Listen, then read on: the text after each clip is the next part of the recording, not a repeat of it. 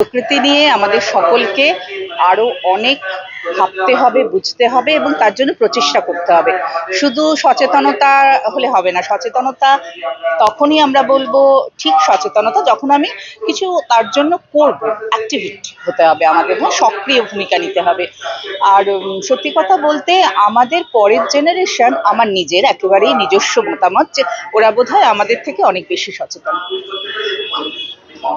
এই যে আজকে একটা বক্তব্য উঠেছে যে আগামী 30 বছরের পরে যে কলকাতা যে ক্লাইমেট, সেই ক্লাইমেট নিয়ে একটা প্রশ্ন উঠছে বারবার।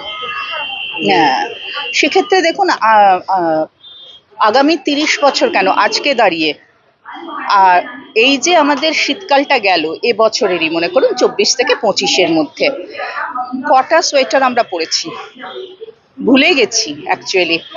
হ্যাঁ, আজ থেকে 10 বছর আগে যদি 5টা সোয়েটার আমার ছিল, সে তার মধ্যে একটা বা দুটো সব থেকে হালকাগুলো ব্যবহার করছি। আজকে মিড ফেব্রুয়ারি, কিরকম তাপমাত্রা! তো 30 বছর তো যেতে হবে না, আজকেই আমরা যদি সচেতন ভাবে ভাবি, তাহলে প্রতি বছর আমরা বলি মুখে যে প্রতি বছর গরম বেড়ে যাচ্ছে, হ্যাঁ, কিন্তু তার জন্য কি কিছু সক্রিয়ভাবে সচেতনভাবে করছি? আমাদের আবেদনটা সেটাই। হ্যাঁ, শিশু অধিকার সুরক্ষা আয়োগের পক্ষ থেকে আমরা মনে করি যে শিশু অধিকারের এই কাজটাকে যদি এগিয়ে নিয়ে যেতে হয়, সুনিশ্চিত করতে হয়, তাহলে আমাদের সার্বিকভাবে নানা রকম ভাবে কাজ করতে হবে। তার মধ্যেই জলবায়ু পরিবর্তনের যে আহ, সময়টা চলছে, সেটাকে আমরা দেখুন অলরেডি যেটা পরিবর্তন হয়ে গেছে, তাকে আমরা কিভাবে অ্যাডাপ্ট করব আমাদের ডে টু ডে জীবনে, হ্যাঁ, দৈনন্দিন জীবনে সেটাকে আমরা কিভাবে সদ্ব্যবহার করব, অলরেডি যেটা হয়েছে। আর তারপরে আর যাতে জলবায়ু পরিবর্তন ক্ষতিগ্রস্ত না হয়, এবং এই পরিবর্তন যেন আমাদের জীবনকে ক্ষতিগ্রস্ত না করে, তার জন্য আমরা কি কি করব।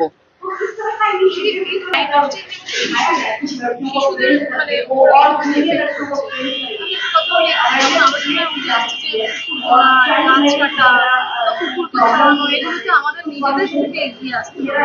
আচ্ছা, একটা জিনিস বলে, পুকুর পাড়টা তো বুঝলে আমরা সবাই পারি যে কারা কারা যুক্ত থাকে, না হলে সেটার উপরে যে দুদিন পরে বাড়ি ওঠে কে প্ল্যান স্যাংশন করে। তো এইসব আমার যেটা প্রশ্ন, এই ধরনের ওয়ার্কশপ গুলো কি আপনারা আগামী দিনে ভাববেন যে প্রশাসনিক কর্তারা যেন থাকে, মানে তারা তো পলিসি মেকিং করবে, আমরা নিজেদের নিজে আলোচনা করে চলে গেলাম পুকুর ভরাটা আটকাতে গেলে আমার বাড়ির সামনেই হচ্ছে, আমাকে যে মারধর করবে তখন আমাকে কে বাঁচাবে? বলি, আয়োগ কিন্তু মাল্টি স্টেক হোল্ডার্স ওয়ার্কশপ করে প্রত্যেকটা ডিস্ট্রিক্টে গিয়ে, সেখানে সকলে থাকে। আজকে বিশেষভাবে কলকাতা প্রেস ক্লাবের সাথে হচ্ছে বলে মিডিয়ার বিশিষ্ট মানুষরা এখানে রয়েছেন, কিন্তু আয়োগ কিন্তু প্রত্যেকটা ডিস্ট্রিক্টে ইনক্লুডিং কলকাতা আমরা মাল্টি স্টেক হোল্ডার্স করি। একেবারে ডিএম এর অফিস থেকে আরম্ভ করে প্রশাসন বলতে আপনি পুলিশরা থাকেন, হ্যাঁ, আপনি জানেন না প্রত্যেকটি থানাতে চাইল্ড রাইটস একজন অফিসার আছেন, হ্যাঁ, তো তিনি এবং অন্যান্যরা থাকে।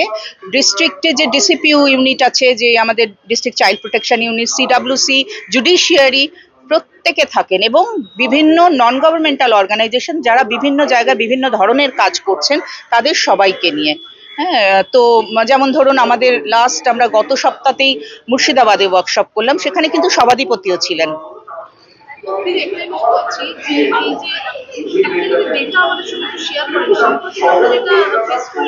সেটা হয়তো আগামী 100 বছরের কোনো প্রজন্ম ফেস করবে না, সেটা হচ্ছে প্যান্ডেমিক কোভিড।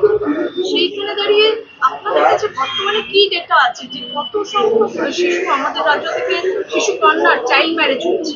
এই মুহূর্তে তো আমি এই ডেটাটা বলতে পারছি না, হ্যাঁ, ওরকম ভাবে খেয়াল করা সম্ভব নয়।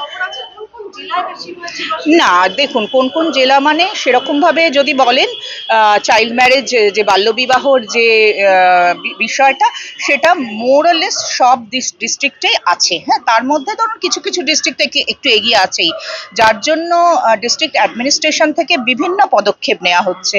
যেমন আমরা বললাম যে আয়োগের পক্ষ থেকে আমরা বিভিন্ন ওয়ার্কশপ করি, কর্মশালা করি, ধরুন স্কুলে, হ্যাঁ, বিদ্যালয়গুলোতে আমরা যেমন করি, বাবা মায়েদের সাথে বসা, স্কুল অথরিটির সাথে বসা, দিদিমণিদের মাস্টারমশাইদের সাথে বসা, এটা যেমন আমরা করি, ঠিক সেরকম ভাবেই ডিস্ট্রিক্ট চাইল্ড প্রোটেকশন ইউনিট, যেটা ডিএম বা এডিএমরা যেটা তদারকি করেন এবং দায়িত্বে থাকেন, তারাও কিন্তু যায়। সিডব্লিউসি চাইল্ড ওয়েলফেয়ার কমিটি যেগুলো আছে ডিস্ট্রিক্টে, তারা যায়।